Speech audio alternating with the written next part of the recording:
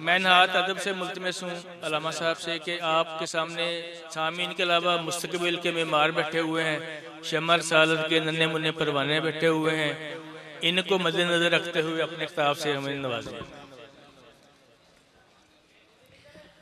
بسم اللہ والحمدللہ والصلاة والسلام علی افضل خلق اللہ وعلی آلہ واصحابہ واولیاء امتہ اجمعین برحمتک یا ارحم الراحمین۔ حضور سید العالمین خاتم النبیین صلی اللہ تعالی علیہ وآلہ وسلم نے ارشاد فرمایا، جو ایک مرتبہ درود شریف پڑھے اللہ تعالیٰ اس پر 70 رحمتیں نازل فرماتا ہے۔ سبحان اللہ۔ ہم سب مل کر بارگاہ میں درود و سلام کا نذرانہ پیش کریں۔ الصلاۃ والسلام علیکہ یا سیدی یا رسول اللہ وعلی آلہ وصحابہ یا سیدی یا حبیب اللہ۔ اس کی آواز سادہ کر دیجئے گا، ایک آواز۔ معزز اساتذہ کرام اور طلباء، اللہ تبارک و تعالی نے انسان کی تخلیق کے بارے میں فرمایا، لَقَدْ خَلَقْنَا الْإِنسَانَ فِي أَحْسَنِ تَقْوِيمٍ۔ ہم نے انسان کو بہترین ساخت پر، بہترین حیت پر پیدا فرمایا۔ جو کل انسانیت ہے اس میں جس ذات کو کامل انسان کہا جاتا ہے وہ ہمارے آقا و مولا علیہ السلام کی ذات بابرکات ہے۔ سیدی اعلیٰ حضرت کہتے ہیں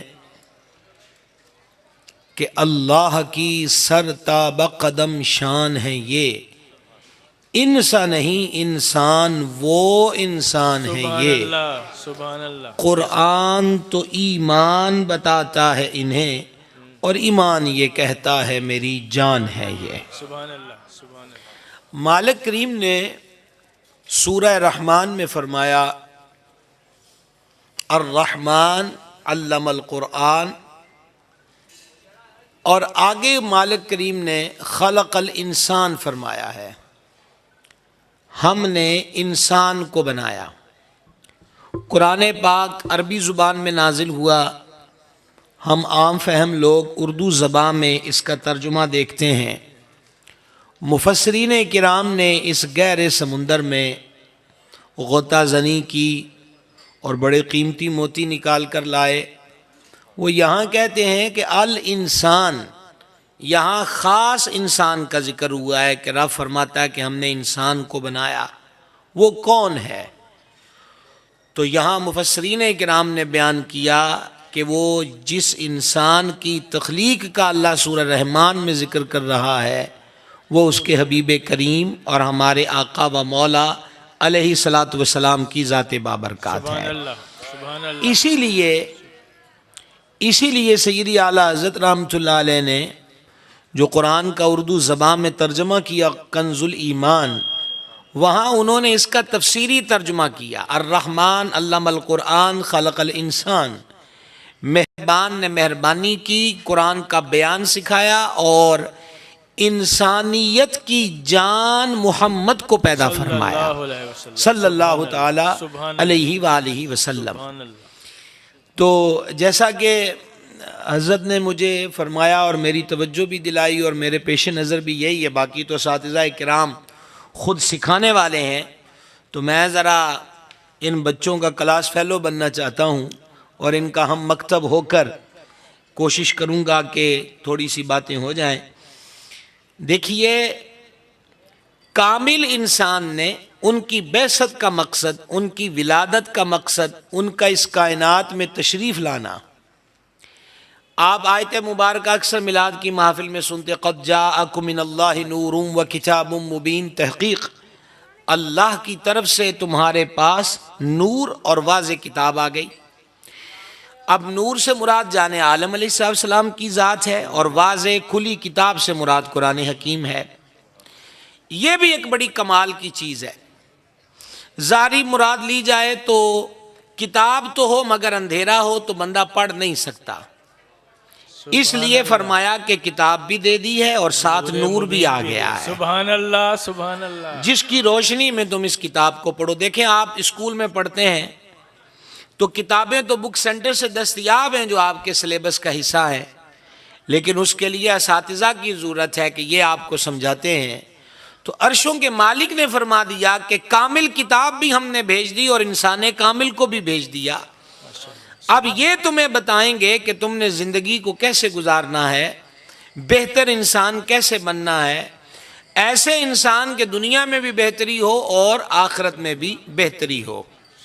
دیکھیے غیر مذاہب کے اندر خصوصاً کفار و مشرکین کے ہاں مرنے کے بعد جی اٹھنے کا تصور نہیں تھا، بلکہ سورہ یاسین میں ذکر ہوا، وہ کہا کرتے تھے کہ قال من یحیی العظام وہی رمیم، وہ کہتے تھے کیا پھر جی اٹھیں گے جب قبروں میں بندہ مٹی ہو جاتا ہے، ان کی ہڈیوں کا برادہ بن جاتا ہے، تو کیا پھر بھی جی اٹھیں گے؟ یہ برادہ، یہ مٹی پھر انسان کا جثہ اس حیت میں آ سکتی ہے؟ اللہ رب العزت نے فرمایا حبیب ان سے کہو کہ جب تم تھے نہیں اور ہم نے تمہیں اول بار بنایا تو تمہارا بنانا ہمارے لیے مشکل نہ تھا، تو تمہیں پھر سے اٹھانا ہمارے لیے کیا مشکل ہوگا؟ سبحان اللہ، وہ ہر چیز پر قادر ہے۔ تو طلبہ اکرام کو جو ماشاءاللہ سمجھدار بیٹھے ہیں، اس میں چھوٹی عمر کے بچے بھی بیٹھے ہیں، میں اپنی طرف متوجہ کرتا ہوا کہوں گا کہ اللہ کا شکر، اس کی حمد بجا لانے کا مقام ہے کہ ہم ایسے نبی کی امت میں ہیں کہ جنہوں نے زندگی کے تمام شعبوں میں نور بانٹا، سبحان اللہ، جنہوں نے زندگی کے تمام امور میں ہماری اصلاح فرمائی۔ دیکھیں اگر سٹڈی کریں گے، آگے بڑھیں گے، آپ قرآن و حدیث کا مطالعہ کریں گے اور دیگر ادیان کا مطالعہ کریں گے تو آپ پر ایک بات کھل کر سامنے آئے گی۔ آج بھی بائبل سوسائٹی کی طرف سے جو کتاب مقدس شائع ہوتی ہے، آپ اس کو بھی دیکھ لیں، اسلام جیسا حسین ضابطہ اور رحمت عالم جیسی حسین تعلیمات کسی مذہب میں نظر نہیں آتی۔ یہ ایک ایسا حسین کامل ضابطہ ہے کہ ایک محکوم سے لے کر حاکم تک، جاہل سے لے کر عالم تک، تاجر سے لے کر اجیر تک، گورے سے لے کر کالے تک، عربی سے لے کر عجمی تک، الغرض تمام شعبہ زندگی سے وابستہ افراد کے لیے میرے آقا و مولا علیہ السلام نے وہ حسین ادائیں عطا فرمائی ہیں کہ بندہ اسے زندگی کا حصہ بنا لے تو اس کا یہ جہاں بھی روشن اور کامل ہو جائے گا اور اس کی آخرت بھی بہتر ہو جائے گی۔ چند مثالیں میں آپ کے سامنے رکھنا چاہتا ہوں۔ سب سے پہلے آپ یہ تعلیم کا زاویہ دیکھیں، چونکہ میں ایک اسکول میں بیٹھا ہوں، نبی کریم علیہ السلام نے فرمایا جو بڑوں کا ادب نہ کرے اور چھوٹوں پہ شفقت نہ کرے فلیس منا، وہ ہم میں سے نہیں، اور اس کی شرع کا ترجمہ یہ ہے کہ وہ ہمارے طریقے پر نہیں ہے۔ دیکھیے ایک سطر میں ایک سمندر کو کوزے میں بند کر دیا، جو بڑوں کا ادب نہ کرے اور چھوٹوں پہ شفقت نہ کرے۔ اب جب لفظ بڑے آئیں گے تو سب سے پہلے اس میں ماں باپ ہیں، اس میں پڑوس آس پاس کے آدمی ہیں، اور جب بات آتی ہے اساتذہ کی تو ادب و احترام و تعظیم و تکریم کے تمام تر ضابطے استاد کی جھولی میں ڈال دیے جاتے ہیں۔ آپ اندازہ کریں امیر المومنین امام الواصلین سیدنا علی بن ابی طالب کرم اللہ تعالی وجہ الکریم نے فرمایا جو مجھے ایک حرف بھی سکھائے، جو مجھے ایک بات بھی سکھائے، وہ میرا آقا اور میں اس کا غلام۔ سبحان اللہ۔ میں اساتذہ کرام کی توجہ چاہتا ہوا اپنے ہم سبق طلباء سے یہ بات کر رہا ہوں، یہاں مولا علی نے نہیں فرمایا کہ وہ میرا استاد ہے اور میں اس کا شاگرد ہوں، بلکہ فرمایا ہے وہ میرا آقا اور میں اس کا غلام۔ یہ بہت بڑی بات ہے، یہ بہت بڑی اصطلاح ہے۔ غلام کا تصور آپ سنتے ہوں گے کہ پرانے وقتوں میں غلام ہوتے تھے، غلامانہ زندگی بڑی عجیب ہوتی تھی۔ غلام ایک سانس اپنی مرضی سے لیتا تھا، وہ بھی اس کے اختیار میں نہ تھا، باقی اس کے صبح و شام اس کے آقا کے مرہون منت ہوتے تھے۔ آقا یس کہے تو یس کہنا ہے، نو کہے تو نو کہنا ہے۔ وہ صبح کو شام کہہ دے تو ماننا پڑتا تھا اور شام کو صبح کہہ دے تو اقرار کرنا پڑتا تھا، اسے اپنا اختیار کوئی نہیں ہوتا تھا۔ حضور مولا کائنات کے ارشاد پہ قربان جائیے، یہ فیض انہوں نے سرکار سے لیا۔ وہ فرما رہے ہیں جو مجھے ایک حرف سکھا دے، ایک بات سکھا دے، وہ میرا آقا ہے اور میں اس کا غلام ہوں۔ اور آقا کو ایک اور اتھارٹی تھی کہ وہ جب چاہے اپنے غلام کو بیچ دے۔ مولا کائنات آگے فرماتے ہیں اب اس کی مرضی ہے، اب اس کی مرضی ہے کہ چاہے وہ مجھے فروخت کر دے اور چاہے وہ مجھے آزاد کر دے۔ اللہ اکبر، سبحان اللہ۔ ایسا تصور آپ کو کسی اور جگہ نظر نہ آئے گا۔ اساتذہ کے ادب و احترام کی دین اسلام میں جو تعلیمات، میں آپ کو یہی بتا رہا ہوں، حضور کی ذات کامل انسان ہے۔ میں یہاں سے اٹھ کر ابھی ظہر کے بعد ایک مارکیٹ میں مجھے بیان کرنا ہے، میں مارکیٹ میں چلا جاؤں تو میرے سامنے وہاں قرآن و حدیث ہے، اور وہ مارکیٹ کے اصول بیان کرتے ہوئے سرکار نظر آتے ہیں۔ کم نہ تولو، کم نہ ناپو، ملاوٹ نہ کرو، دھوکہ نہ دو، عیب بتائے بغیر چیز کو فروخت نہ کرو، بلکہ اتنی واضح بات ارشاد فرما دی جان عالم علیہ السلام نے کہ جو دھوکہ دے وہ ہم میں سے نہیں ہے۔ اب یہ دھوکہ 2 نمبر چیز کو 1 نمبر کہہ کر بیچنا، گاہک کی لا علمی کا فائدہ اٹھا کر اس کو دھوکہ دینا، اسے غلط چیز دے دینا اور ریٹ اس سے 1 نمبر کا لے لینا، خام چیزیں نیچے رکھ کے اعلیٰ کوالٹی اوپر رکھ دینا۔ نبی پاک علیہ السلام منڈی میں تشریف لائے، بازار میں تشریف لائے، اناج تھا، گہیوں تھے جس گندم کہتے ہیں ہم، تو سرکار علیہ السلام نے اس میں ہاتھ ڈالا اینڈ تک، تو وہاں تری نظر آئی، ہاتھوں کو محسوس ہوئی۔ فرمایا یہ کیا ہے؟ عرض کی بارش برسی تھی اور کچھ دانے جو ہیں گندم کے وہ تر ہو گئے۔ فرمایا ایسا نہ کرو، جو بھیگی ہوئی گندم ہے اس کو الگ رکھو اور جو خشک ہے اس کو الگ رکھو، تاکہ خریدار پہ ہر چیز واضح ہو کہ وہ کیا خرید رہا ہے۔ سبحان اللہ۔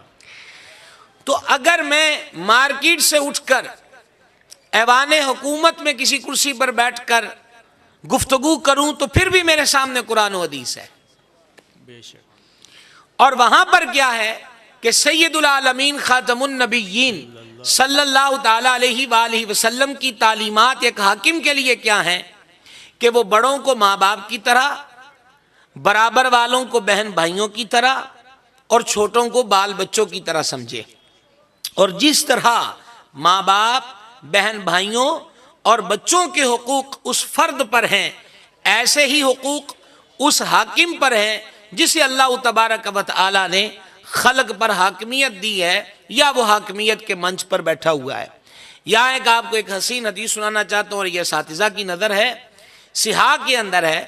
نبی کریم علیہ السلام جلوہ گر ہیں، حالانکہ نبی پاک علیہ السلام کے دربار میں بادشاہوں کی طرح کوئی بسرت نہیں ہوتی تھی، کوئی تخت، کوئی غلاموں کی لمبی لائنیں، کوئی چوبدار، کوئی بیچ میں سیکرٹری کہ اس سے پہلے ٹائم لیا جائے گا تو پھر حضور کے دربار میں آئیں گے، ایسا کچھ نہیں تھا۔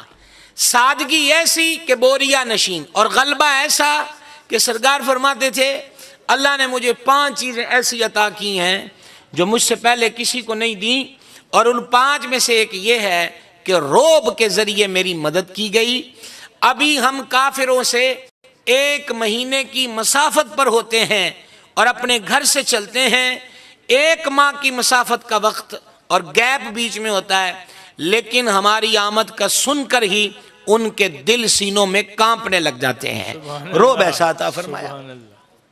اچھا اب آپ دیکھیے، نبی پاک علیہ السلام جلوہ گر ہیں اور ایک اعرابی آیا۔ اعرابی، جب لفظ عربی کہا جائے تو پھر اس سے مراد عرب ہے، اور جب اعرابی کہا جائے یعنی آئین سے پہلے الف اور را کے آگے الف ہو، اعرابی، تو اس سے مراد ہوتا ہے دیہات کا رہنے والا۔ اعراب گاؤں کو، دیہاتوں کو کہتے ہیں عربی زبان میں۔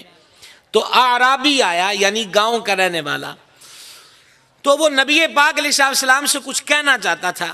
سرکار کو دیکھا، حالانکہ سرکار علیہ السلام چٹائی پہ جلوہ گر ہیں، تو حضور اقدس علیہ السلام نے اس سے کلام فرمایا تو وہ کانپنے لگ گیا۔ حدیث میں کہ اس کے کندھے کانپنے لگ گئے، اس سے آگے بات نہیں ہو سکی۔ میں قربان جاؤں کریم کی ذات پاک پر، حضور علیہ السلام نے اس اعرابی سے اس کا خوف دور کرنے کے لیے فرمایا پریشان مت ہو، گھبرا مت، میں بادشاہ نہیں ہوں۔ سبحان اللہ الکریم، میں بادشاہ نہیں ہوں، میری والدہ ماجدہ قدید تناول فرمایا کرتی تھی۔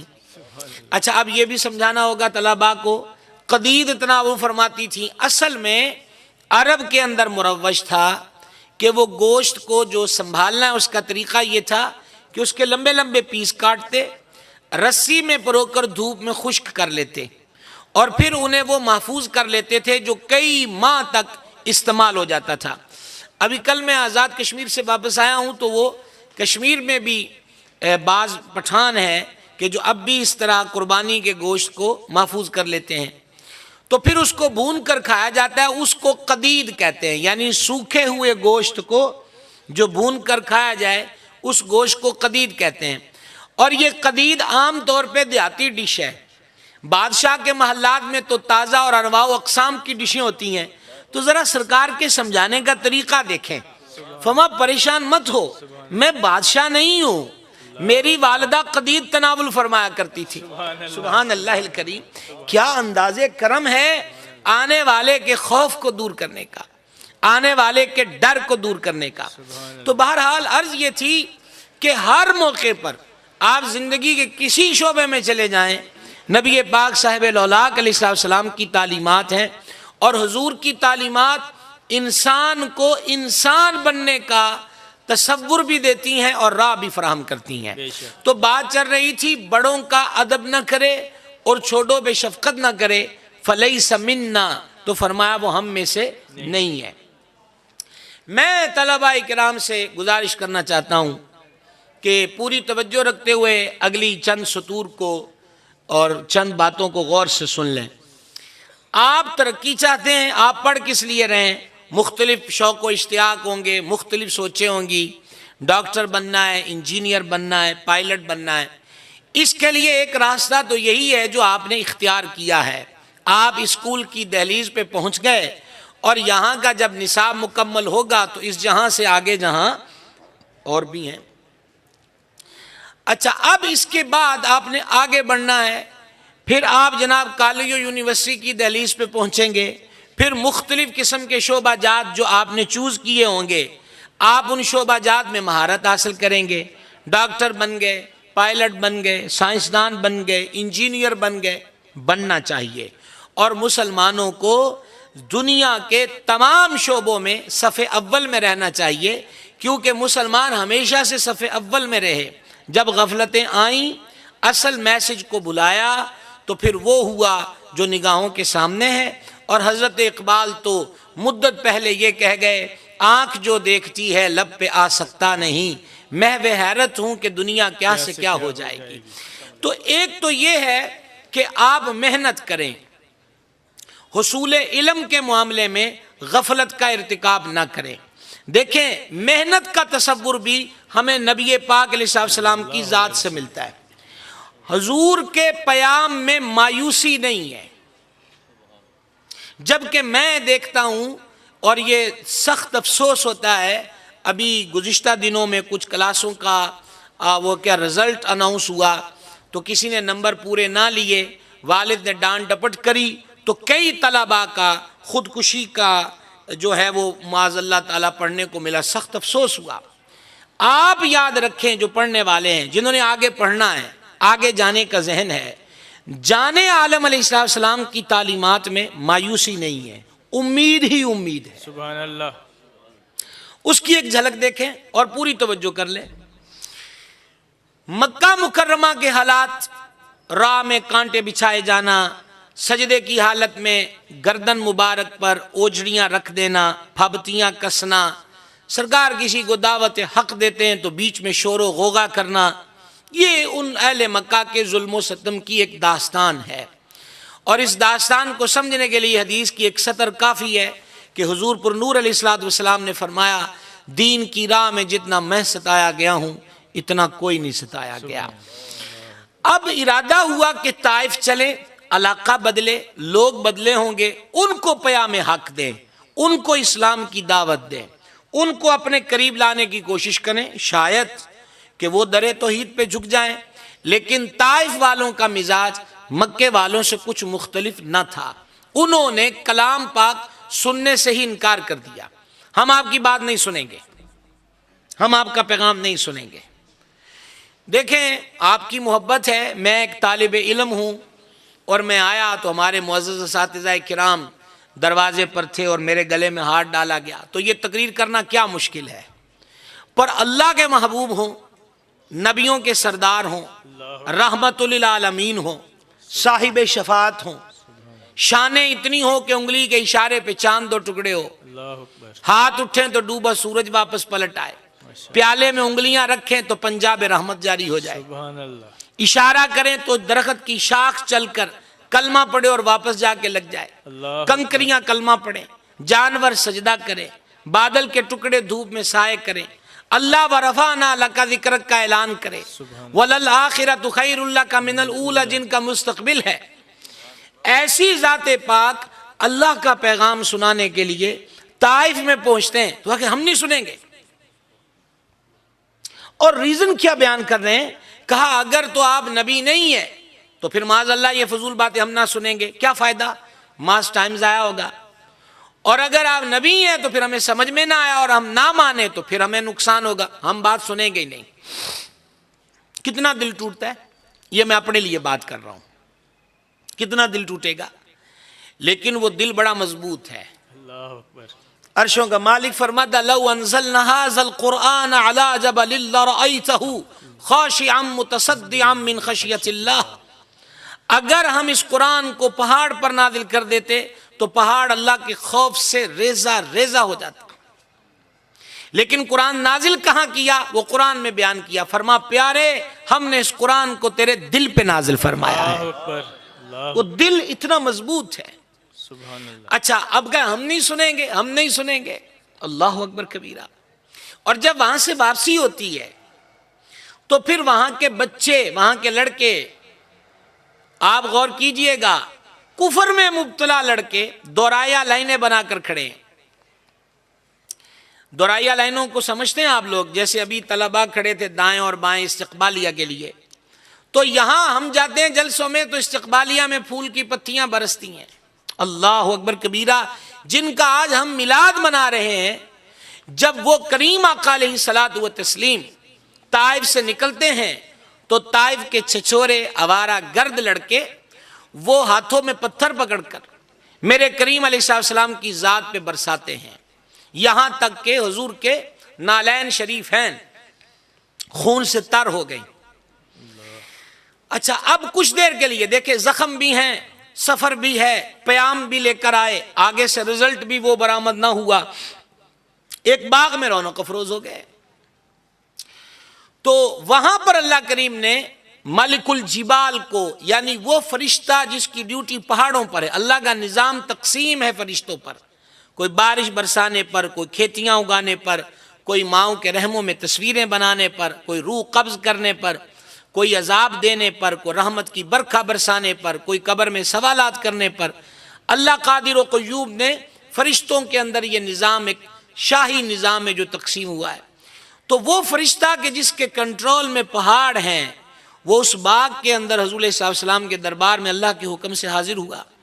عرض کی آقا، اللہ کریم فرماتا حبیب طائف والوں نے رویہ اچھا نہ رکھا، تیرے پیام رحمت کو سن کر آگے سے جور و جفا سے کام لیا۔ حبیب سے پوچھ لو، اگر میرا حبیب ہاں کر دے تو دونوں پہاڑوں کو آپس میں ملا دو اور اہل طائف کو بھیج کر رکھ دو کہ کوئی فرد بھی ان کا زندہ نہ رہے۔ یہ ہے عرشوں کے مالک کا جلال، اپنے حبیب کو تکلیف دینے پر آگے حضور ہیں، سبحان اللہ، سبحان اللہ، رحمت للعالمین ہیں، اللہ، میں قربان فدا نثار۔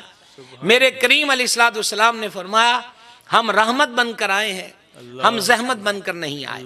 اور اب وہ جملے ہیں جو میں اپنے طلباء، اپنے کلاس فیلوز کے لیے کہہ رہا ہوں، ہم سبق سے کہہ رہا ہوں، وہ یہ ہے کہ مایوسی نہیں ہے میرے سرکار کی تعلیمات میں۔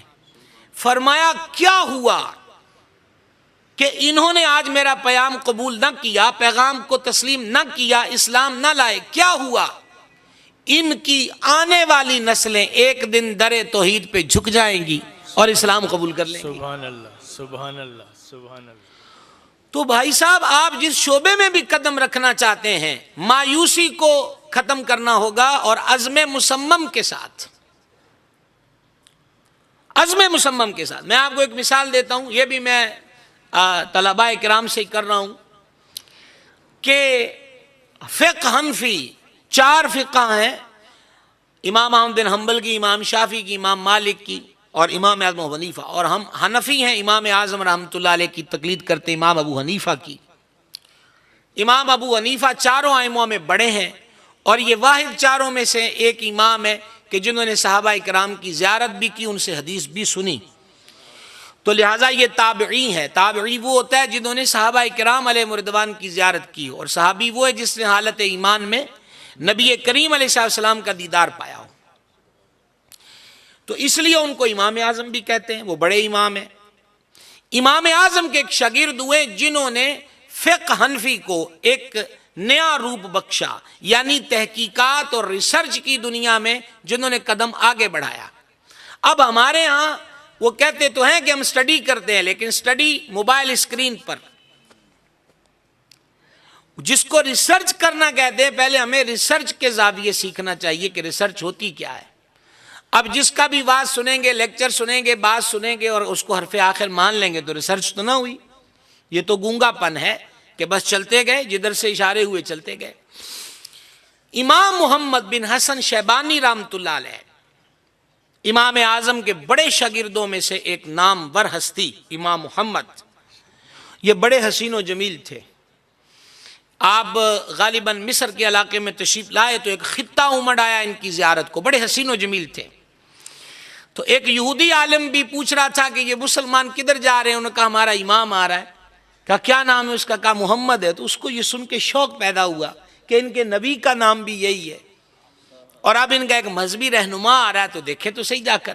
جب اس نے حضرت امام محمد بن حسن شیبانی کو دیکھا تو بے ساختہ اس کے منہ سے لفظ نکلے کہ جس امت کے، اس نے ایک لفظ بولا چھوٹا، اور میں وہ نہیں کہا کرتا، اس نے کہا کہ جس امت میں موجود ایک فرد جس کا نام محمد ہے، اس کے حسن و جمال کا یہ عالم ہے، اللہ اکبر، تو پھر ان کا عالم کیا ہوگا کہ وہ کمال حسن حضور ہے، سبحان اللہ، سبحان کہ اللہ۔ گمان نقص جہاں نہیں، یہی پھول خار سے دور ہے، یہی شمع ہے کہ دھواں نہیں۔ سبحان اللہ۔ اور کلمہ پڑھ کے مسلمان ہو گیا۔ اچھا، بتانا یہ جاتا تھا، امام محمد جو ہیں، ان کو ان کے والد صاحب امام اعظم کے پاس لے کر آئے تھے، ابھی ان کے داڑھی مونچھ نہیں پھوٹی تھی، وہ عمر تھی، امرد کہتے ہیں ایسے بچے کو۔ اور اس وقت اللہ والوں کا تقوی یہ تھا کہ بغیر ریش نکلے ہوئے بچے کو وہ پڑھاتے نہیں تھے، ہمارے آئمہ، احتیاط اور تقوی کی وجہ سے۔ اور یہ تو تھے ہی چاند، اتنے حسین و جمیل۔ تو اس والد صاحب نے کہا میرے بیٹے کو پڑھا دیں۔ امام صاحب ہم نہیں پڑھائیں گے۔ والد صاحب نے منت سماجت کی کہ حضور مہربانی کریں۔ امام صاحب نے فرمایا اچھا ایسا کرو، پہلے قرآن حفظ کرو، پھر ہمارے پاس آنا۔ اب حضرت امام محمد 3 دن بعد پھر آ گئے، اور یہ جتنے بڑے طلباء ہیں، میرا سارا روح سخن آپ کی طرف ہے، اور میں اپنے جو بزرگ ہیں ان کو تو اپنا سبق سنا رہا ہوں، اور آپ کو اپنا ہم سبق بنانے کی کوشش کر رہا ہوں۔ ہاں، سمجھ آ رہی ہے آپ کو؟ الحمدللہ کہہ کے جواب دیں گے۔ چلیے، اللہ آپ کو خوش رکھے۔ یہ میں ہر دوسرے تیسرے دن اپنے جامعہ میں لیکچر دیتا رہتا ہوں، مجھے بچوں کے مزاج کا پتہ ہے، تو لیکن یہ ہے کہ آپ کی کہیں اگر عدم توجہ ہوگی اور ہم اس کو کیا کہتے ہیں کہ اس کو محسوس کر کے گفتگو چھوڑ دیں تو پھر کیا بات ہوئی ہے، تو کوئی بات نہ ہوئی۔ لیکن بڑی خوشی ہوئی، آپ بڑے دل جمی کے ساتھ سن رہے ہیں، اور یہ اساتذہ کی تربیت کا فیضان ہوتا ہے۔ 3 دن بعد آ گئے، حضور مجھے کلاس میں بٹھا لیں۔ امام اعظم نے فرمایا ہم نے تم سے کیا کہا تھا کہ قرآن حفظ کر کے آنا؟ عرض کی کر آیا ہوں۔ اللہ اکبر، سبحان اللہ۔ 3 دن میں آپ شوق دیکھ رہے ہیں؟ مایوسی نہیں ہے اس نگر میں، جو مایوس ہوگا وہ کبھی بھی، اور ہمیں 32 سال ہو گئے تقریریں کرتے، آپ حیران ہوں گے، میں 7 سال کا تھا جب سے تقریریں کر رہا ہوں، دنیا پھر آئے۔ اور تمام تر شعبہ زندگی میں صبح و شام گفتگو کا موقع ملتا ہے۔ عرض یہ ہے وللہ الحمد، عرض یہ ہے کہ مایوسی اور چھوٹی چھوٹی بات، چھوٹی چھوٹی ٹھوکر پہ گر کے کہنا کہ میری منزل یہی ہے، جہاں ٹھوکر لگ کے بندہ گرے وہ منزل نہیں ہوتی۔ آپ دیکھتے ہو یہ جو سنگے میل ہوتے ہیں، سنگے میل جس پہ لکھا ہوتا ہے کہ لاہور اتنے کلومیٹر، اسے سنگے میل کہتے ہیں۔ تو سنگے میل منزل نہیں ہوتے، منزل کی خبر ہوتے ہیں۔ آپ 5ویں میں ہو، 6ٹھی میں ہو، 7ویں میں ہو، 8ویں میں ہو، یہ سنگے میل ہے، منزل نہیں ہے، منزل آگے ہے۔ اور منزل سیکھنے کے لیے حضرت اقبال کو پڑھیے۔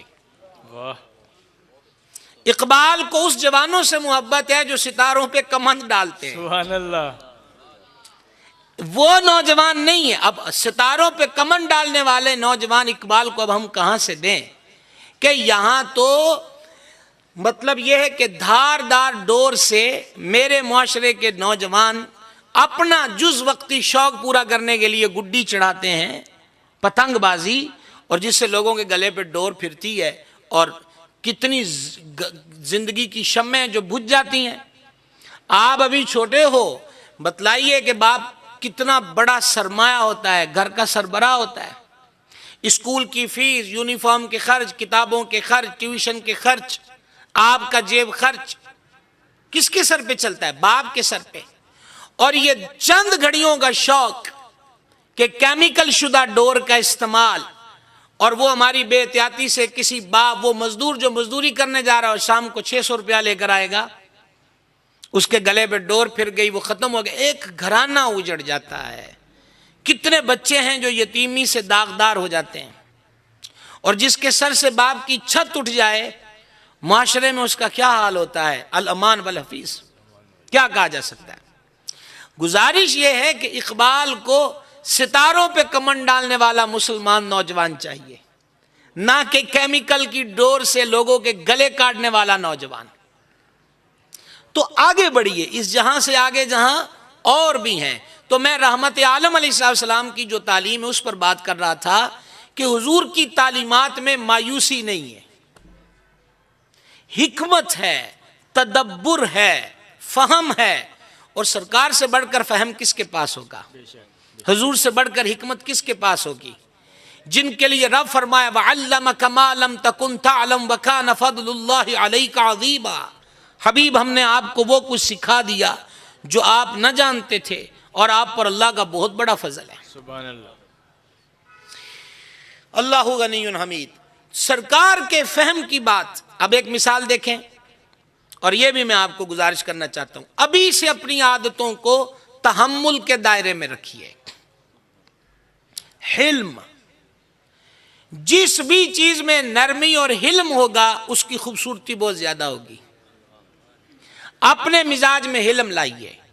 میں حیران ہوں کہ کیسی تلخیاں آج کے دور میں ہیں، ایک گھر سے لے کر بازار تک، بازار سے لے کر ایک ضلع تک، ضلع سے لے کر ایک صوبے تک، صوبے سے لے کر وطن تک، اور ایک ملک سے لے کر پوری دنیا تک۔ کیا ہے جناب؟ تلخی ہی تلخی، اور چھوٹی چھوٹی باتوں پہ تلخی۔ جی چاہے تو آپ ہی جھگڑ جاتے ہو جب اسکول سے چھٹی ہوتی ہو سائیکل نکالنے کے معاملے میں کہ پہلے میں نکالوں گا، ٹھیک ہے، اور پھر 2-2 4-4 کا گروپ بنا لو گے، 5-5 کا گروپ بنا لو گے، اور پھر شام کو منصوبہ بندی ہوگی کہ صبح پھر اس کو یوں لتاڑنا ہے، اور اس کو یوں کونی دے کے بھاگنا ہے، اور اس کو یوں مکہ دینا ہے، اور میں یوں کروں گا تو پھر تم آ جانا تاکہ میرا نام نہ آئے، میرا شریفوں میں بھی رہے، ہاں، اور اپنا غصہ اس پہ بھی نکل آئے۔ یہ عادتیں ہمارے سرکار کے پیغام رحمت کے خلاف ہیں۔ آئیے میں آپ کو ایک حسین واقعہ سناتا ہوں۔ مجھے کتنے بجے تک؟ 12:15 تک رہنا ہے، 12:15 تک، ہاں۔ تو کعبہ شریف کے اندر آپ سنتے ہیں کہ بت رکھ کے ان کی پوجا کی جاتی تھی۔ تو جب پوجا پاٹ کرتے تھے تو وہاں لبان دکاتے، جیسے ہمارے اگربتی ہوتی ہے، تو ایک عورت کی بے احتیاطی کی وجہ سے اندر آگ لگ گئی، اور کعبہ شریف کے اندر لکڑی بھی استعمال ہوئی تھی، وہ بھی جل گئی، بہت سارا غلاف کا حصہ بھی شہید ہو گیا۔ المختصر یہ کہ آل مکہ نے فیصلہ کیا کہ کعبہ شریف کی اثر نو تعمیر ہو. اور یہ وہ وقت تھا کہ ابھی ہمارے آقا علیہ السلام نے اعلان نبوت نہیں فرمایا تھا. اچھا، اب کعبہ شریف کی تعمیر نو ہو گئی. اب معاملہ ہے حجر اسود کو نصب کرنے کا. آپ میں سے ماشاءاللہ جو ہمارے بزرگ بیٹھے ہیں حج کرنے والے، وہ تو حجر اسود جانتے ہی ہیں. میں بچوں سے بتانا چاہتا ہوں، حجر اسود، حجر کہتے ہیں پتھر کو اور اسود کہتے ہیں بلیک کلر کو. تو بلیک کلر کا پتھر حجر اسود. حدیث میں ہے کہ جب یہ جنت سے آیا تھا تو یہ وائٹ تھا، حجر ابیض تھا، لیکن لوگوں کے گناہ چوس کر یہ سیاہ ہو گیا ہے. سبحان اللہ. اور حدیث میں ہے کہ اس کی آنکھیں بھی ہیں، کان بھی ہے، زبان بھی ہے، اور یہ قیامت والے دن اپنے چومنے والوں کی گواہی دے گا. سبحان اللہ. سبحان اللہ. یہ جنتی پتھر ہے. تو اب اس کو نصب کرنا تھا کعبے کی دیوار میں. اب بھی میں آپ طلباء سے کہوں گا کہ آج آپ ضرور کوشش کرنا اس بہانے کعبے کی زیارت کرو گے. ہاں، جن کے پاس موبائل ہیں تو نکالنا کعبہ شریف کی تصویر. کعبہ شریف کا دروازہ آپ کے سامنے ہوگا تو آپ کے بائیں ہاتھ کی نکر میں گولڈن کلر کے کور کے اندر آپ کو ایک پتھر نظر آئے گا، وہ ہے حجر اسود. اب حجر اسود کو نصب کرنا تھا. اور عرب میں ہیں قبیلے، جیسے ہماری برادریاں ہوتی ہیں، یہ قریش ہیں تو یہ ہاشم ہیں، اور یہ بنی تمیم ہے، یہ بنی تیم ہے. وہ قبیلے تھے، وہ کہہ رہے ہم لگائیں گے، وہ کہیں گے ہم لگائیں گے، وہ کہیں گے ہماری یہ ٹور ہے، وہ کہہ رہے تھے ہماری یہ پاور ہے. یہاں تک کہ اب مسئلہ کیا ہے، اللہ کے گھر میں جنتی پتھر لگانا. اور مزاجوں کی تلخی کی سروج پر چلی گئی کہ انہوں نے انگلیوں پہ ٹک لگا کے خنجروں سے پیالے بھر دیے خون سے اور رکھ دیے. یہ ان کا ایک سٹائل ہوتا تھا دہشت ڈالنے کا، کہ پھر جڑا جیندہ رہے گا وہ ہی لائے گا. ٹھیک ہے. ہائے ہائے ہائے، یہ حسین لفظوں پہ غور کرنا. اور خصوصاً میں نے آپ کے کلام سنا، ماشاءاللہ، اللہ مزید قوت سخن میں برکات دے، کہ اتنے میں کہ جب وہ خون سے پیالے بھر کے رکھے گئے، اتنے میں حضور آ گئے. اللہ اکبر. سبحان اللہ. آج اسکول میں کس چیز کی محفل ہے؟ حضور آ گئے. سبحان اللہ. سبحان اللہ. گلیوں کی چکا چوک چاندنی، پرچموں کی بہار، جلوس، مرحبا کے نعرے، لنگر کے بٹوارے. ہوا گیا ہے کہ حضور آ گئے. سبحان اللہ. حضور جب بھی جہاں بھی آئے بہار آ گئی. اور دیکھیے گا میدان حشر میں جب زبانیں سوکھی ہوں گی، زمین تانبے کی مثل دہک رہی ہوگی، سورج سوا نیزے پر ہوگا، وجود ننگے ہوں گے، خدائے قہار غضب پر ہوگا، بدکاریوں کے دفتر کھلے ہوں گے، ماں اکلوتے کو چھوڑ دے گی، باپ بیٹے سے منہ موڑے گا، دوست یار سجن بیلی پہچاننے سے انکار کر دیں گے، نفسی نفسی ہر کسی کو اپنی اپنی پڑی ہوگی. اتنے میں حضور آ جائیں گے. اللہ اکبر. سبحان اللہ. واہ واہ واہ واہ. سیدی اعلیٰ حضرت رحمت اللہ علیہ کہتے ہیں، پیش حق اللہ کے سامنے، پیش حق مجدہ، مجدہ کہتے خوشخبری کو، پیش حق مجدہ شفاعت کا سناتے جائیں گے. آپ روتے جائیں گے، ہم کو ہنساتے جائیں گے. وسعتیں دی ہیں خدا نے دامن محبوب کو، جرم کھلتے جائیں گے اور وہ چھپاتے جائیں گے. سبحان اللہ. آنکھ کھولو حسرت زدو، دیکھو وہ گریاں آئے ہیں، لوہے دل سے نقش غم کو اب مٹاتے جائیں گے. خاک افتادو اٹھو، بس ان کے آنے ہی کی دیر ہے. خاک افتادو اٹھو، بس ان کے آنے ہی کی دیر ہے. خود وہ گر کے سجدے میں تم کو اٹھاتے جائیں گے. اللہ اکبر. تو کیا ہوا جب صحن کعبہ کا ماحول برہم ہو چکا تھا؟ کیسا عجیب ماحول ہوگا. اللہ کے گھر میں ٹک لگ گئے، خون کے پیالے رکھے ہوئے ہیں، وہ کہہ رہے ہیں ہم لگائیں گے، وہ کہیں گے ہم لگائیں گے. حضور آ گئے. سبحان اللہ. کردار کیا ہوتا ہے کامل انسان؟ اللہ اکبر. کردار کیا چیز ہے؟ سرکار تشریف لائے علیہ السلام تو پتہ ہے وہ کیا کہنے لگے؟ جو جن کے ابھی ہاتھ زخمی تھے وہ کہنے لگے چلو صادق و امین آ گئے. اللہ اکبر. سبحان اللہ. فدا نثار قربان حضور کی اداؤں پر. سبحان اللہ. کہا صادق و امین آ گئے. صادق و امین آ گئے. ایھا الطلبہ، غور کرنا، اتنے برہم ماحول میں حضور کو دیکھ کر کہتے صادق و امین آ گئے، چلو ان سے فیصلہ کرا لیتے ہیں. سبحان اللہ. کیا شان ہے، کیا کردار کا نکھرا پن ہے. حسنت جمیع خصالہ. سبحان اللہ. کہا جی ہم تو برہم ہو گئے ہیں اور تلواریں سونت چکے ہیں اور خون سے پیالے بھر چکے ہیں، اب ہم آپ پہ چھوڑتے ہیں، جو فیصلہ کر دیں. میرے کریم علیہ السلام نے فرمایا فیصلہ یہ ہے کہ جو سب سے پہلے صبح انٹر ہوگا نا صحن کعبہ میں، حرم شریف میں، وہی نصب کر دے گا حجر اسود کا. ہمیں منظور ہے. اس سے ایک بات معلوم ہوئی کہ آپ کوئی بات بتانا اور نافذ یا منوانا چاہتے ہیں تو پہلے آپ کو اس کے لیے گراؤنڈ بنانا پڑتا ہے. ایسا نہیں ہو سکتا، میں پھر طلباء سے کی طرف متوجہ، ایسا نہیں ہو سکتا. آپ کبھی جائیے مطلب ننیال ددیال اگر گاؤں میں اب بھی ہوں، اب تو وہ پرانی رسمیں بھی کیا ہوئیں. ہم ترقی کر گئے اور وہ گاؤں ہم سے بچھڑ گئے. وہ ننیال ددیال کی شفقتیں وہ تو اب ہماری نئی پیڑھی کو بھی نہیں مل رہی. وگرنہ جب نہ ٹیلی فون کی بہتات تھی اور خط پر انحصار ہوتا تھا، ویسے ہی دیسی مہینوں کی تاریخیں پکی ہوتی تھیں اور نانکوں کو بھی انتظار ہوتا تھا کہ ان چھٹیاں ہو جانیاں تو انہوں نے آنا ہے نا. تو موسم کے اعتبار سے بستر ریڈی ہوتے تھے اور مطلب اشیاء خرد و نوش اس دور میں جو چلتی تھی جمع کر لی جاتی تھی. پتہ نہیں کاہے کو ہم ترقی کر گئے کہ وہ پیار کوئی لوٹا دے واپس. ہاں شاید میں شعر صحیح پورا نہ پڑھ سکوں کیونکہ میں ناز شریف کے شعر صحیح پڑھ لیتا ہوں. وہ ایک شاعر نے کہا تھا اور خوب کہا تھا کہ چلو بادہ کشوں کی بستی سے کچھ انسان ڈھونڈ کر لائیں. تو کون وہ پیار واپس لوٹا دے؟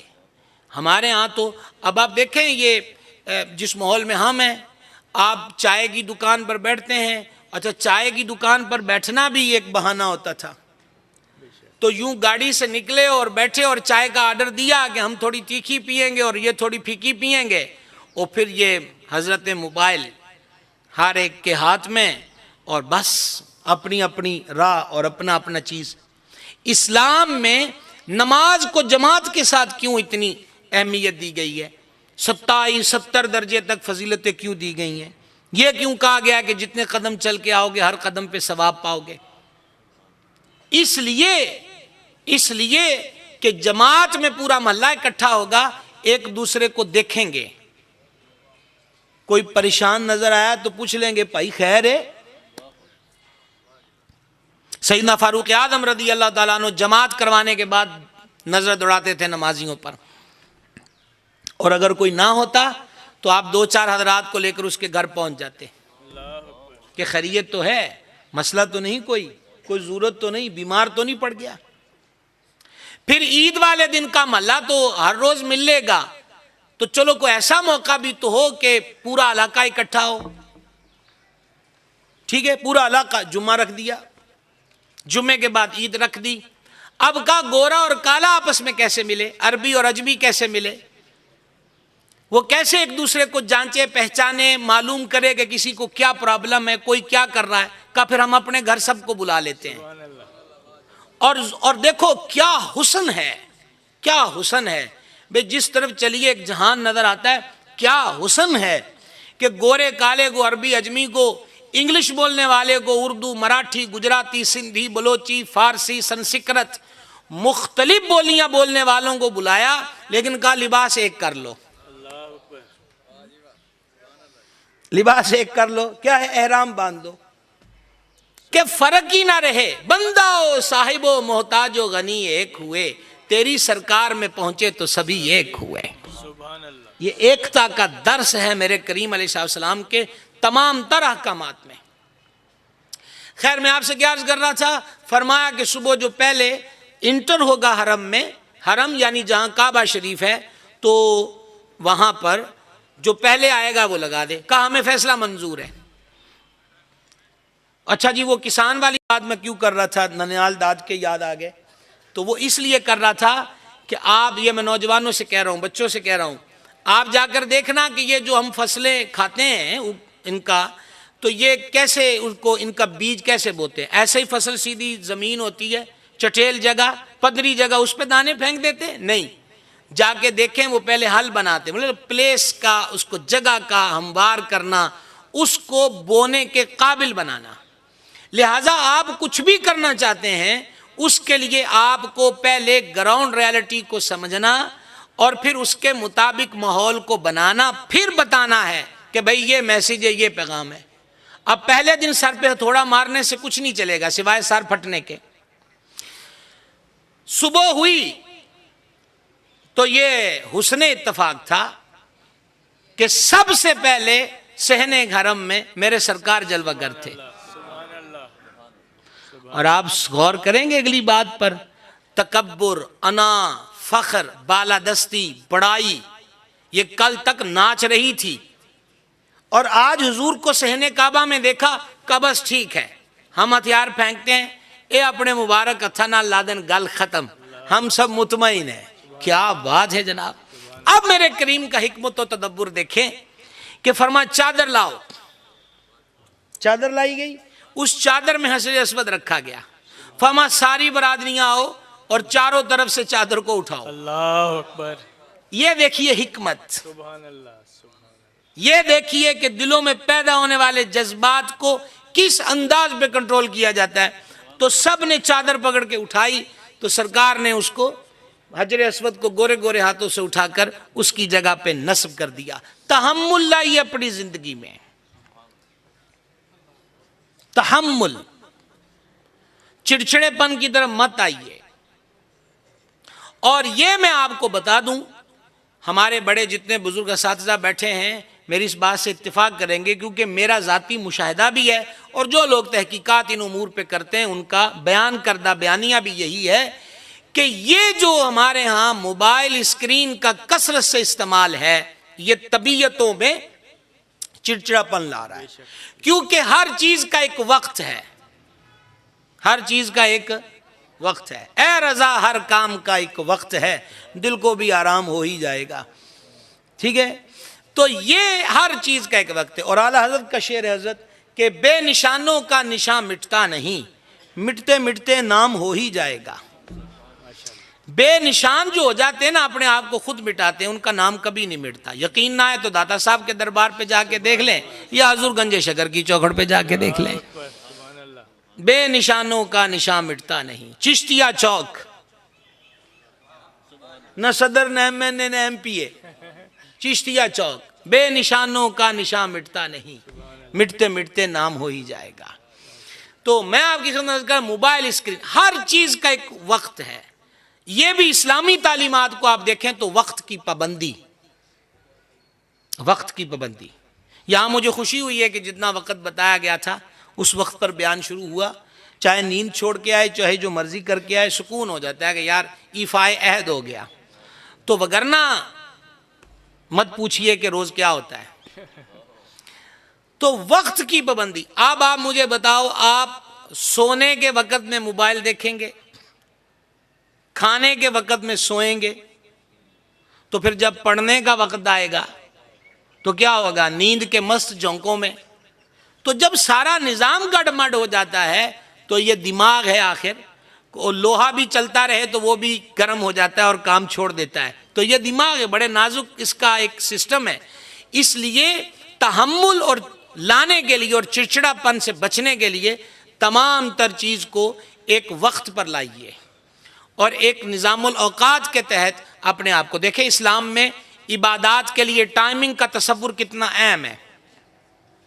یہ ربیع الاول شریف ہے، طالب بھائی بتا رہے تھے کہ اس جامعہ کا یعنی اس government M C high school کا 20واں، ماشاءاللہ آپ کو مبارکباد، جملہ اساتذہ کرام کو، آج 20واں گلدستہ آپ نے پیش کیا ہے سرکار کے حضور میں، ماشاءاللہ۔ اور آج ربیع الاول کی بھی 20 ہے، سبحان اللہ، ہے نا؟ سبحان اللہ الکریم۔ تو عرض یہ کرنا چاہتا ہوں کہ یہ ربیع الاول کی 20 ہے، تو حج نہیں کر سکتے آپ، حج نہیں کر سکتے۔ اور ہاں 12:10 کے قریب ہوا چاہتے ہیں، آپ اس وقت عصر کی نماز نہیں پڑھ سکتے، پڑھ سکتے ہیں؟ بھوک بڑی شدت کی لگی ہوئی ہو تو مانیے ابھی آدھا گھنٹہ باقی ہے تو آپ اپنے دل کو منا لیں، کوئی نہیں، اللہ بڑا مہربان ہے، اتنے گھنٹے ایسے گزار ہی لیے، فقط 30 منٹ باقی ہیں، لائیے تھوڑا سا پانی پی لیتے ہیں، کھانا اصل افطاری پہ کھا لیں گے، روزہ ہوگا؟ نہیں۔ اسلام میں اسلام کے عبادات کے سسٹم کو دیکھیے تو وقت کی پابندی، وقت کی پابندی، نماز وقت پر، حج وقت پر، عمرہ وقت پر، عید وقت پر، سحری وقت پر، افطاری وقت پر۔ تو اس سے سیکھیے، میں نے جہاں سے گفتگو شروع کی تھی وہ یہی تھا کہ کامل انسان حضور کی ذات ہے، اور اگر ہم اپنی زندگی کو کاملیت کی دہلیز تک لے جانا چاہتے ہیں تو دائیں بائیں جانے کی ضرورت نہیں ہے، حضور کی چوکھٹ پہ ٹھہرے رہیے، دنیا بھی سنور جائے گی اور آخرت بھی سنور جائے گی۔ لیکن حال یہ ہے کہ غیروں کی کہانی یاد رہی اور اپنا فسانہ بھول گئے۔ تکبیر تو اب بھی ہوتی ہے مسجد کی فضا میں اے انور، جس ضرب سے دل ہل جاتے تھے وہ ضرب لگانا بھول گئے۔ بڑوں کا ادب کریں۔ میں آپ کو بتا رہا تھا اور وقت میرے سامنے ہے اور میں کلوز کر رہا ہوں اپنی بات کو، کہ ایک یہ کہ آپ نے اسٹڈی کرنا، ایک یہ کہ آپ نے پیریڈ مکمل پڑھنا، ایک یہ کہ آپ نے ہوم ورک کرنا ہے، یہ ہے علم پانے کے ظاہری ذرائع۔ اور اگر آپ علم کے ساتھ معرفت چاہتے ہیں، عرفان چاہتے ہیں، یوں کہہ لیجئے کہ علم کی روح تک پہنچنا چاہتے ہیں، تو پھر اس کے لیے میں آپ کو ایک تعویذ دیتا ہوں، اجتماعی تعویذ۔ وہ ہے اپنے اساتذہ کا دل سے احترام۔ کہاں سے احترام؟ دل سے۔ زندگی میں کبھی ایکٹنگ مت لائیے، اوریجنل رہیے۔ ایکٹنگ کا ایک وقت ہوتا ہے اور پھر وہ ختم ہو جاتا ہے، اور پھر پتا چلتا ہے کہ یہ ڈرامہ تھا۔ ایکٹنگ نہیں، اوریجنل ہو جائیے۔ اساتذہ ہوں، ماں باپ ہوں، بڑے ہوں، ان کے ادب میں اوریجنل۔ اپنے دل کو منائیں کہ میرا استاد ہے اور میرے لیے اہم ہے۔ دیکھیں مامون رشید بڑا تگڑا بادشاہ ہوا ہے۔ اس دور میں ایک بہت بڑے اپنے فن کے امام تھے، امام کسائی۔ یہ کاف کتاب والا ہے، قاف والا نہیں ہے، کسائی، اور کاف کے نیچے زیر ہے۔ اپنے فن کے امام تھے، بہت بہترین ٹیچر تھے دینی علوم کے۔ تو مامون نے ان کو منتخب کیا کہ آپ میرے گھر پہ محل میں آ کر میرے بچے کو پڑھا دیا کریں۔ تو امام کسائی نے فرمایا کہ ہمیں استادوں نے علم بادشاہوں کی دہلیز پہ رولنے کے لیے نہیں پڑھایا، اپنے بیٹے کو مکتب بھیجا کرو، اسکول، کالج، مدرسہ، مکتب بھیجا کرو۔ کہا حضرت ٹھیک ہے میں مکتب بھیج دوں گا، لیکن میرے بیٹے کو ذرا سبق پہلے دے دیا کریں۔ فرمایا اگر اس کے مزاج میں بادشاہی رکھو گے تو پڑھاؤ گے کیسے؟ وہ یوں ہی چٹائیوں پر بیٹھے گا، اور جب اس کا وقت آئے گا سبق سنانے کا، پڑھانے کا، تب اس کو وقت سبق دیا جائے گا۔ مامون چاہتا نہ تو ہتھکڑیوں میں جکڑ دیتا اسی وقت امام کسائی کو، لیکن اس دور میں بادشاہ بھی استادوں کا ادب کرتے تھے، اور شاید انہی بادشاہوں کے ذکر آج بھی ہو رہے ہیں جو استادوں کا ادب کرتے تھے۔ تو گرامی قدر حضرات اور طلبہ کرام، ایک دن مامون وزٹ کو نکلا، سواری پر بیٹھا تو اس نے دیکھا کہ اس کا بیٹا وہی جس کو پڑھنے مکتب بھیجا تھا، استاد کو وضو کرا رہا ہے، برتن پکڑا ہوا ہے، پانی ڈال رہا ہے، اور استاد صاحب اپنے پاؤں دھو رہے تھے۔ مامون کو غصہ چڑھا، تیش میں آیا۔ دیکھنا کس بات پہ تیش میں آیا، کہ بادشاہ کا بیٹا استاد کو وضو کرائے گا؟ نہیں، اس نے چابک، ہنٹر چھانٹا ہم اس کو کہتے ہیں، چابک ہاتھ میں تھا، زور سے اپنے بیٹے کی پشت پر مارا، اور پتہ کیا جملے کے کہو، بے ادب تیرا دوسرا ہاتھ ٹوٹ گیا ہے، ایک سے پانی ڈال اور دوسرے سے استاد کے پیر خود دھو۔ یہ تصور ہے۔ تو حدیث میں کیا فرمایا؟ وہ ہم میں سے نہیں جو بڑوں کا ادب نہ کرے اور چھوٹوں پہ شفقت نہ کرے۔ اور جب چھوٹوں پہ شفقت کی بات آتی ہے تو سبحان اللہ، سبحان اللہ۔ صرف یہی بات سنا کے میں تقریر ختم کروں، اور 15 سے ایک آدھا منٹ آگے بڑھ جائے تو معذرت چاہوں گا، لیکن یہ روایت کمپلیٹ کر لوں کہ سرکار علیہ السلام کے ایک خادم مشہور ہیں، حضرت انس رضی اللہ تعالی عنہ، بڑا مشہور نام ہے انس، اور ان کا سٹیٹس کیا ہے؟ خادم رسول اللہ۔ میں قربان فدا، بادشاہیوں کے لیول بھی ان کی قدموں کی دھول پہ قربان، کہ جسے یہ اعزاز حاصل ہے کہ انہیں دنیا خادم رسول اللہ کہتی ہے۔ یہ چھوٹے سے تھے، حضور کی خدمت میں رہتے علیہ الصلوۃ والسلام۔ حضرت انس پاک فرماتے ہیں کہ ایک دن نا چھٹپنے میں مجھے حکم دیا گیا کہ تم یہ کام کرو، تو کہتے ہیں کہ میں نے آگے سے کہہ دیا مجھ سے نہیں ہوگا، سرکار کو کہہ دیا میں اوریجنل رہیے۔ اب فرماتے اللہ کی قسم میرے دل میں تھا کہ میں نے اب یہ کام کرنا ہے، کیونکہ میں نے سرکار سے سن لیا۔ یہ ایک بچے کی بات سنا رہا ہوں۔ اچھا وہ کہتے ہیں میں اس ارادے سے نکل آیا کہ جو بھی سرکار نے مجھے فرمایا میں کروں گا۔ تو اب ان کی عمر آپ اس اگلے جملے سے محسوس کر لیں گے ان کی عمر کتنی تھی۔ تو وہ کہتے ہیں کہ وہاں بچے کھیل رہے تھے تو میں ان کو دیکھنے کو کھڑا ہو گیا۔ اب یہ ہے ان کی عمر کہ بچوں کو کھیلتا ہوا دیکھ کر انس پاک فرماتے میں کھڑا ہو گیا، تو میں اب اس میں وہاں ہو گیا، وہ کھیل رہے ہیں۔ تو اتنے میں کسی نے مجھے گردن کی گدی سے پکڑا، ہائے ہائے ہائے، اور گردن کی گدی سے پکڑ گئے نا، میرا منہ مروڑ کے ایسے کیا تو میں نے دیکھا سرکار کھڑے ہیں اور سرکار مسکرا رہے ہیں۔ اللہ اکبر، سرکار مسکرا رہے ہیں۔ کیا شفقتیں ہیں، سبحان اللہ، کیا کریمی ہے۔ اور یہ بات شفقت کے لیے کتنی بڑی بات ہے۔ بابا بلے شاہ نے کہا تھا گل ایک نقطے وچ مک دی ہے، کتنی بڑی بات ہے کہ حضرت انس رضی اللہ تعالیٰ عنہ فرماتے ہیں میرے ذمے حضور صلی اللہ علیہ وسلم کو کام لگاتے نا کہ یہ کام کرو، اور میں پلٹتا کہ وہ کام نہ ہوا ہوتا تو میں کہتا حضور میں نے ایسا بھی کرا لیکن یہ کام ہوا نہیں۔